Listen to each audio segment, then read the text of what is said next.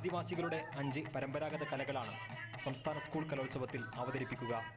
വയനാട്ടിൽ നിന്ന് പണിയരുടെ വട്ടക്കളിയെത്തും. കാസർഗോഡ് നിന്നാണ് മാവില സമുദായത്തിൻ്റെ മംഗലം കളിയെത്തുക.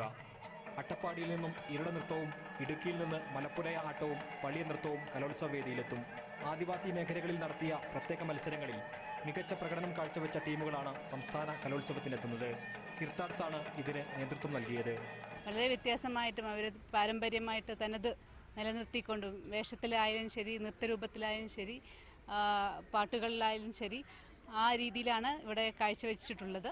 ഈ വർഷം പ്രദർശന മത്സരം നടത്തുന്ന 5 ആദിവാസി കലകളും അടുത്ത വർഷം കലോത്സവത്തിലെ മത്സര ഇനങ്ങളായി ഉൾപ്പെടുത്തുമെന്നാണ് വിദ്യാഭ്യാസ വകുപ്പ് അറിയിച്ചിട്ടുള്ളത്. ഈ മത്സരങ്ങളുടെ നിയമാവലി നിർമ്മിക്കുക എന്ന ശ്രമകരമായ ദൗത്യമാണ് ഇനി ബാക്കിയുള്ളത്.